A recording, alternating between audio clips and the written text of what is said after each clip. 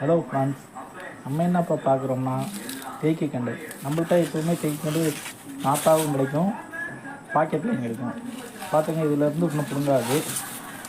இந்த பாத்தி போனால் நம்ம ஏற்கனவே பிடுங்கி கொடுத்தது.